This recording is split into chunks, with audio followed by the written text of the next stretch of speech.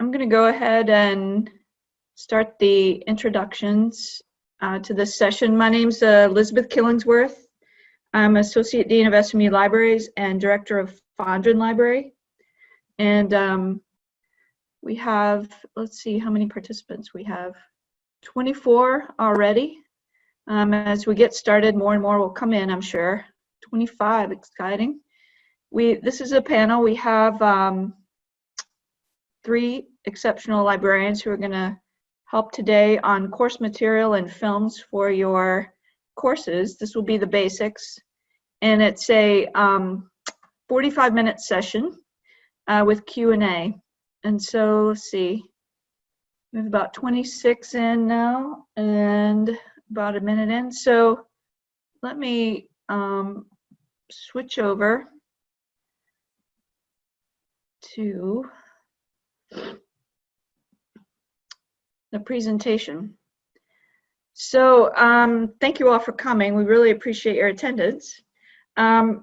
This is a very basic course. We'll give you ways to get more help throughout the session. One thing to note is that you are all on mute, and you will not be able to unmute yourselves.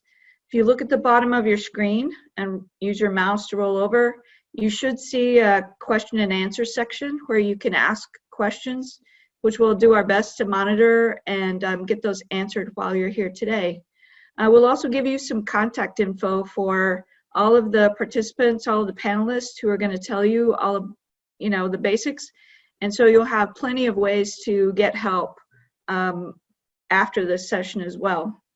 So let's look at, sorry, this is, there we go. Our panelists, Jalesia Horton, who's head of resource sharing, Jolene de Verges, who's director of Hammond Arts Library, Sarah Sanabria, head of collections and technical services.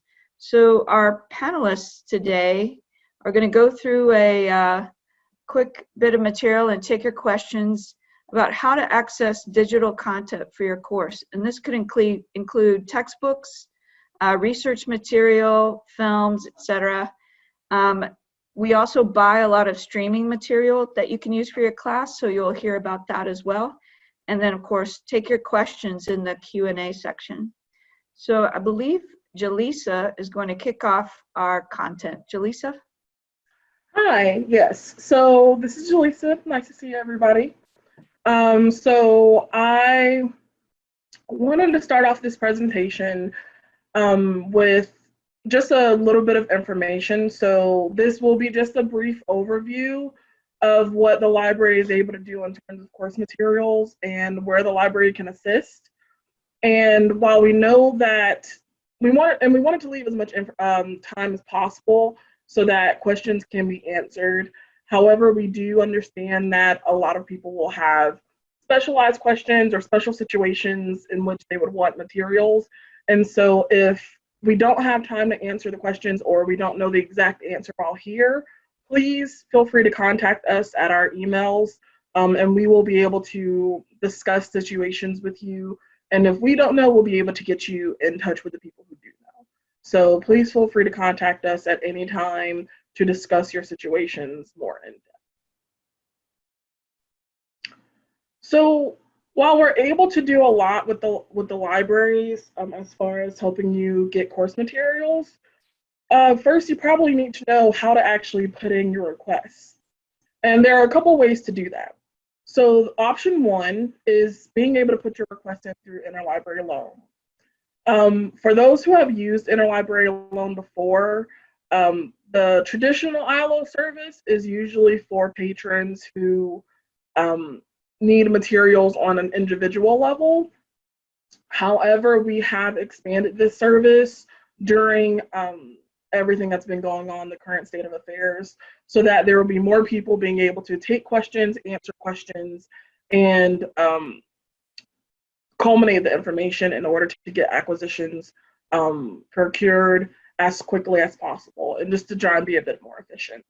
So while this has expanded, it gives you the opportunity to make requests for materials when you know exactly what you want, in a timely manner. So when making ILO requests, you can do that from the link here that's in the presentation. And when you go in and create the requests, please include as much information in the request as possible. That way we can make sure that all of that information gets sent over to acquisitions.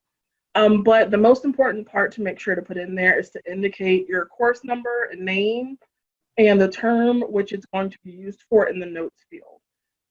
So that way we can make sure that it gets over to acquisitions and that they have all this information so that they can contact you with the updates on when your material will be available.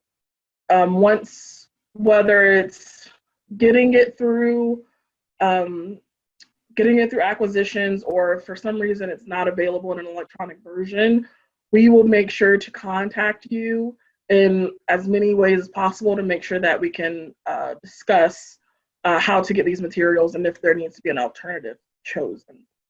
So it will all be through email, however we contact you. So please make sure to look at that and answer back whenever possible, so that we can make sure that we get the materials as quickly as possible before your term starts. One thing I do want to note is that with the link on here, while it does say Fondren, any department or any person, any patient from any department can use that. It's just where it's hosted. It's not just for people who technically use Fondren or anything like that. That's just where it's hosted. In the background, we have the system set up to where it will go to whatever person it's supposed to go to. So please don't get hung up on that. Next slide, please. So option 2 is emailing your subject librarian. So say you have, multiple requests, or you need more assistance in finding the correct materials that you want, or you just need a little bit more assistance than knowing exactly what you want and how you want it. Emailing your subject librarian would be a great choice in order to kind of help really get down to exactly what you need and get that over to acquisitions. To find out exactly who your subject librarian is, you can do that through the link that's here on the presentation. It will send you to a library page that has all the list of subjects and the exact librarians for them and their contact information. So please feel free to use that at any point. And when you send an email to your subject librarian, please make sure to include the resources needed and as much information about those resources that you know, the title, the author, edition, maybe even a link to the publisher's page, just in case we can't get it through our regular resources and then we need to go to the publisher. It'll keep us from having to reinvent the wheel.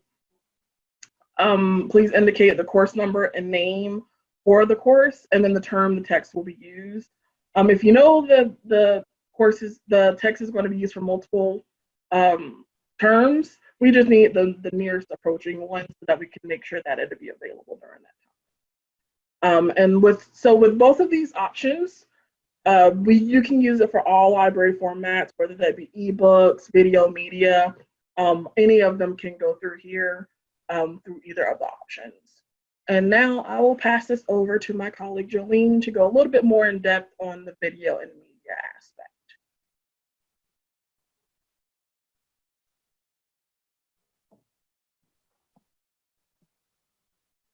So we have a question in the Q&A. Would a subject librarian be able to help us to digitize a manual currently being used? Digitize. That's a good question. That would probably, if you contact one of us, we'll be able to find out the exact way or if that would be possible. Yeah, make sure, try and contact one of us and we'll be able to discuss that a little bit more afterwards, because I think it would depend on copyright. It would depend on a couple other descriptions and terminations to be able to figure out exactly if that one material would be able to. But we'd be more than happy to look into that and assist you with that. Okay, thank you, Jalesia. Mm-hmm. Yes, the PowerPoint will be available at the end of the session. I believe OIT is going to provide that for all the participants. And any other questions about the first part with Jalesia? I don't see any others right now. But continue to ask questions as we go along. Jolene? Hi, everyone. I'm going to talk a little bit about how to get films or videos or other kind of streaming media for your courses. The message is really the same as Jalesia's. If you have a specific need, you can use the ILL form to also request films. But we also have some streaming platforms, Canopy, Digital Campus, and Films on Demand, and Digital Theater Plus that offer streaming media. Our preference is to provide you with a streaming version of a film to use in Canvas or for your course. And you can also contact your subject librarian and they can help you locate the film. But just to say a few words about these streaming platforms, the Films on Demand is a model where we have purchased films that are streaming, that are available in a platform. All of these platforms look a lot like Netflix or Hulu or Amazon Prime. They offer films and you can instantly stream the films from there, and you can learn a little bit more about the films. They're all subject indexed as well, so you can locate them by their subjects or their category, whether it's a documentary or a feature film or some kind of an educational training film. And you can also search by title, so if you know the specific title. So if you know the film you're looking for, you can go directly there and start to search. The Films on Demand seems to be more educational films and documentaries. Some of the featured producers are the BBC, World Learning,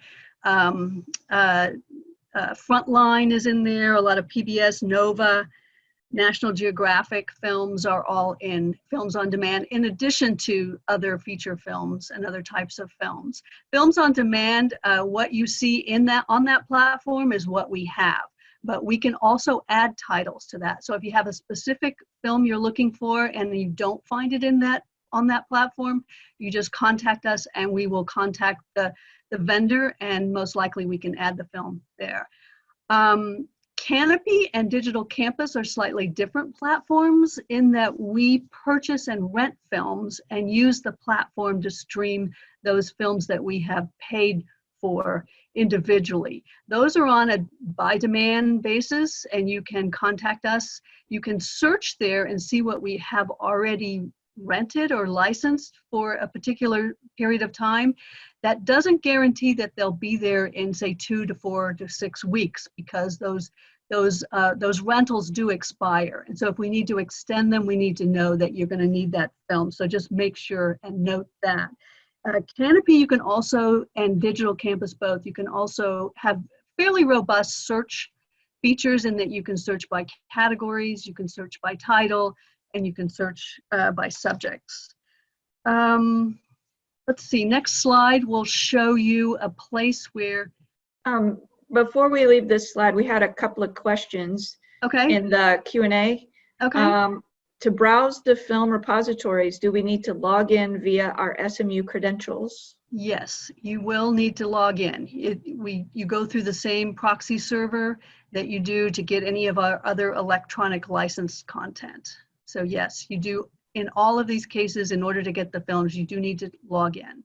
And can students use these services? Students can browse and view the films that we have on those platforms. However, in Canopy and Digital Campus, the request to add films to those platforms is reserved for just faculty at this time. Beautiful. Thank you, Jolene. Let me go to the next slide. Here we go. The next slide just shows you a guide that's on our webpage called Film and Media Collection, and there are links there to the streaming versions of films. The platforms, I'm sorry, the Films on Demand, Canopy, and Digital Campus. We also have other films. If we can't locate those films, we contact vendors to try to get a streaming version for you. In the event that there's just nothing we can do, we encourage you to contact your subject librarian, because there may be alternate films that might serve the same purpose that we do have access to. Okay. Yeah.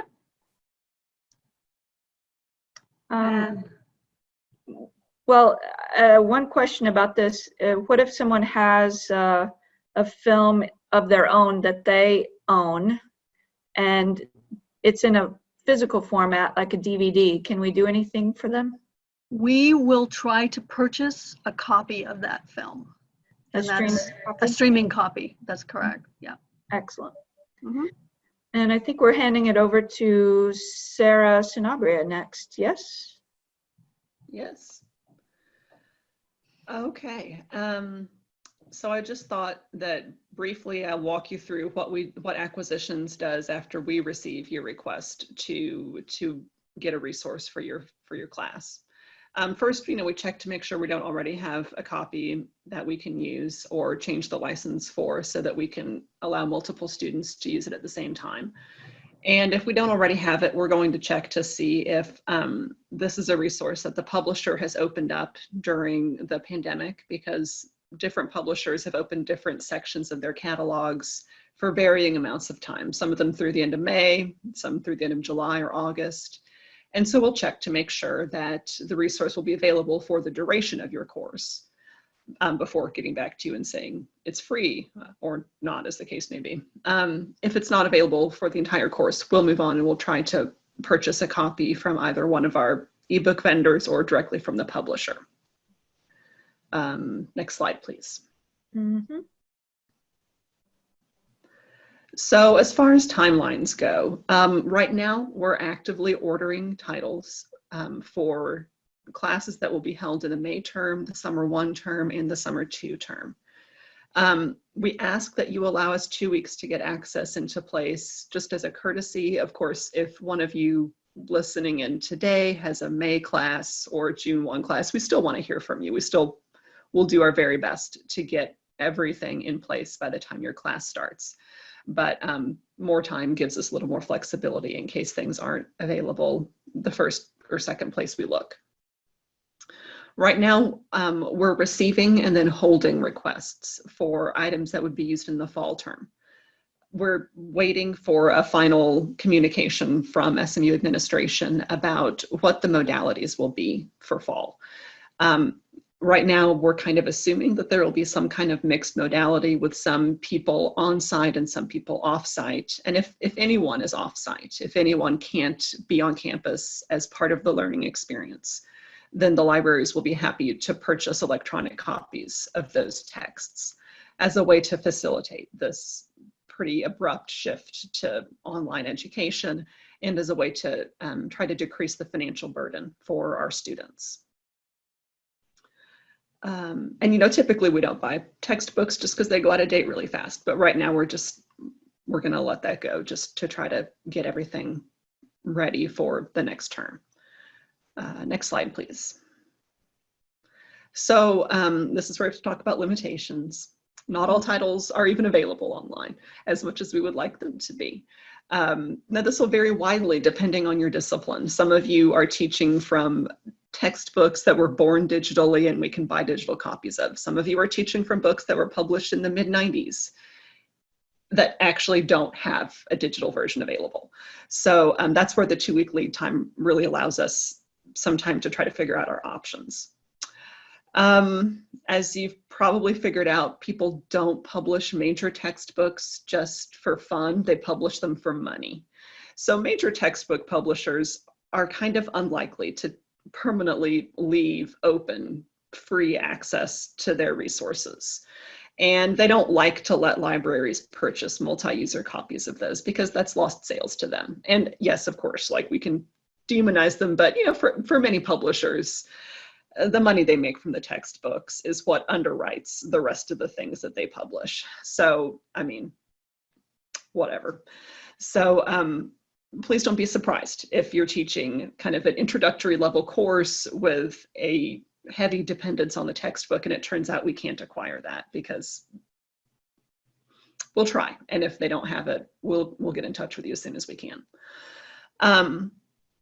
As Jalesia mentioned earlier, and Jolene followed up with, we will, if what you want is not available, we will do our very best to work with you to try to find either another way to accomplish the same objective, or our subject librarians can work with you to try to find an alternate resource that might meet your needs as an instructor. Next slide, please. So as part of that exploration, if you are so inclined, you can look at some resources like the ones that are available at this first link, which was put together by Arizona State's library. And it's a compilation of open access resources as well as open educational resources, which are intended to take the place of a mainstream textbook. So this is a strategy that's been embraced by a number of institutions to try to bring down the cost of course materials. And Arizona State's compiled such a good list that we're not going to compile that list all over again. Right, why reinvent that wheel? But speaking of wheels, Megan Hoyer, one of our librarians here at SMU, has created a really nice guide for SMU that gives you links to both temporarily free things as well as trials of resources that the libraries have activated just to try to provide more access in our online only environment right now. So those are a couple of things to explore. Next slide, please.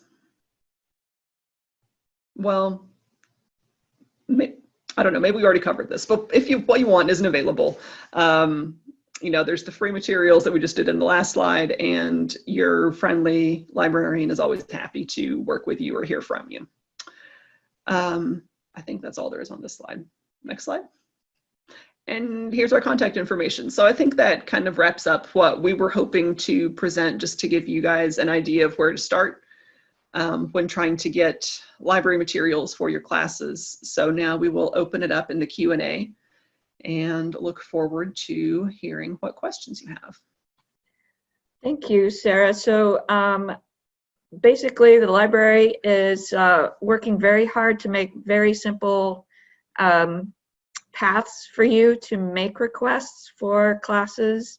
We're aware that you may be teaching differently, you may want different kinds of material, but we're trying to find the best and least expensive ways to provide your online materials to you. Do you have any questions that we can answer? Please use the Q&A. I think we covered films. I don't know if there are any other in textbooks, but I don't know if you're using any other kinds of material that you might find difficult to put online. We're happy to help.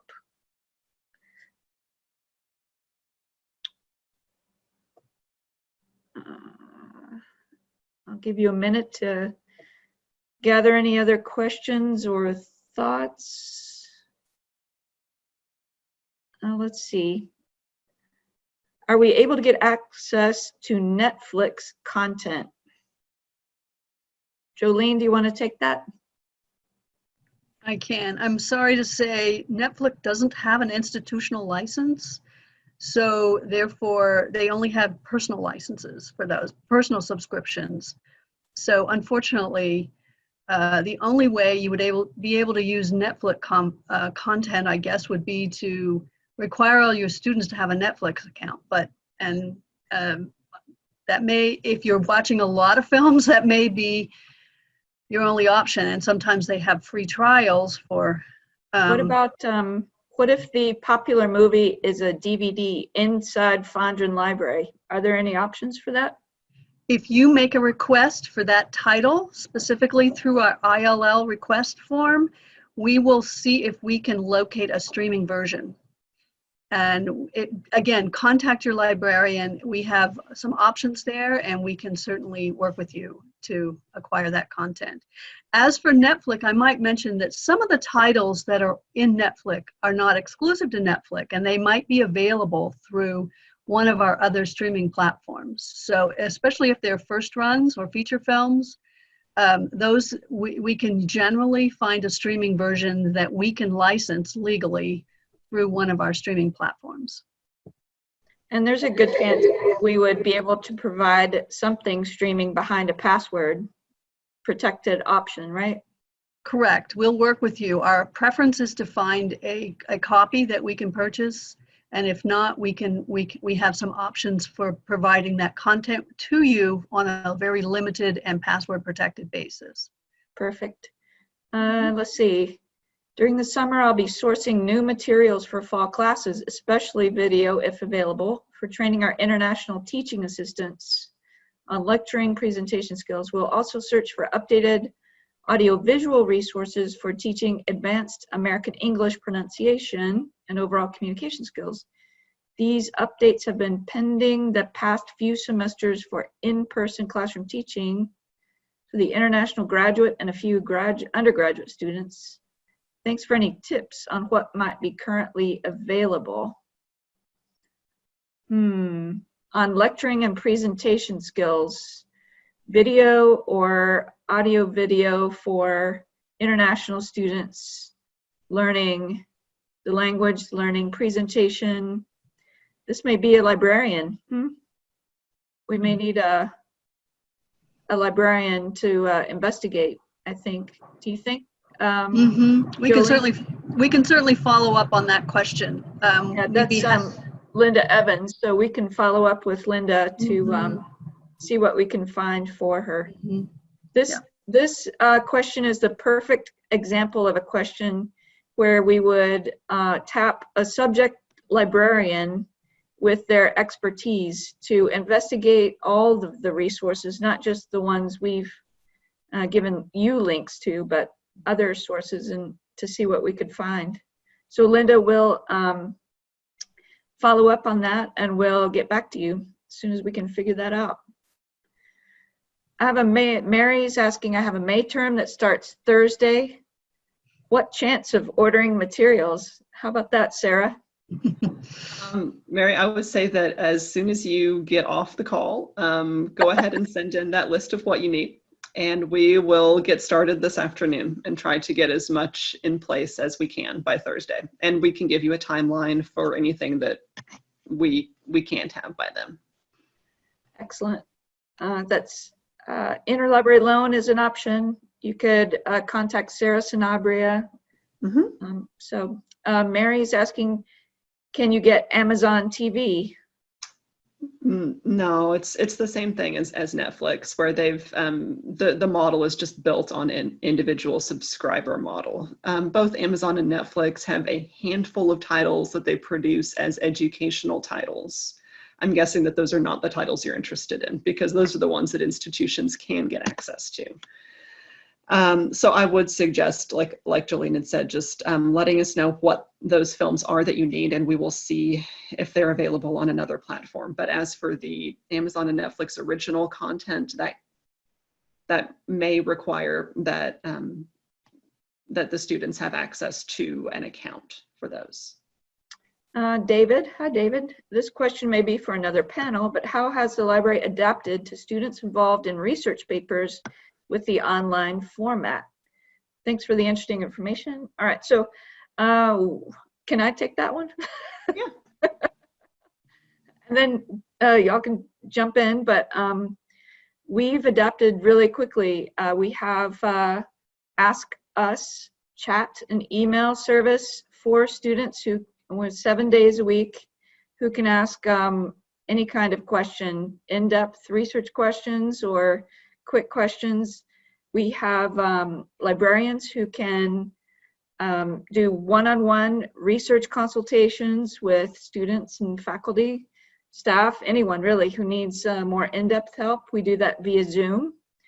And so librarians are doing appointments all through the week, even into the evening hours with students to help. And then we also teach as well online.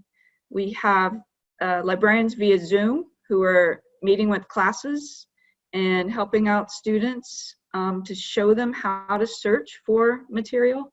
We have librarians who are able to be embedded in Canvas courses.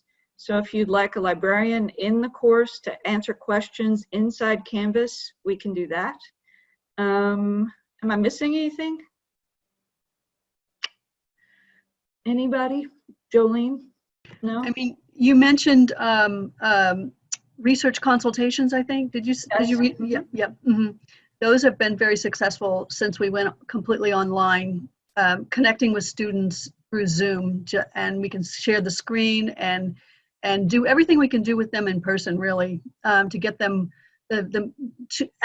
access to the resources they need, or even if they just don't even know where to start with a research paper or assignment. The one thing I did not mention is we call them research guides. So those are linked from the website, and they're already created for each subject. But if a faculty member, if you would like a more customized guide for your course, which is tailored to the course content you're teaching, you can contact your subject librarian who can create that guide, and it can be embedded within your course. Let me make sure I'm not, Linda Evans says she's been using Techniques for Teachers, which is a 1986 video series. Good luck, Sarah. 1986, that had to be a VHS. I don't know. We'll figure that out. If we have that in the library, maybe that's an option. Let me check over here. There may be chats. Just one sec. For that last answer from David Doyle, I also want to include that there is a session on library instruction that will probably dig even deeper into that with this essential with the classes that we're doing now. There is another one on library instruction that would Thank you, Jalesia. That information. session is tomorrow at 11 a.m. and you'll get all kinds of in-depth information about that very thing. Thank you so much. In case the library would not be able to provide a digital copy of a manual, Vital Source rents online copies for a competitive price. So there's an option for people. There's a Netflix, we answered that. Yes. Educational fair use does not get around. Interesting. We need lawyers now, don't we, for some of this? Let me check back over into the Q&A section. Nope. So any other questions from our participants? As always, we thank you for attending, and you have the contact information for Jalesia, Jolene, and Sarah. You have interlibrary loan and your subject librarians as the first two paths for requesting material, and Ask a Librarian service that you can use anytime. If you forget names, if you forget how to do anything, what path you were supposed to take, just use Ask Us and the Ask a Librarian service, and we'll help. We appreciate all of your questions and hope you have a wonderful summer and fall session. If we can help, please let us know.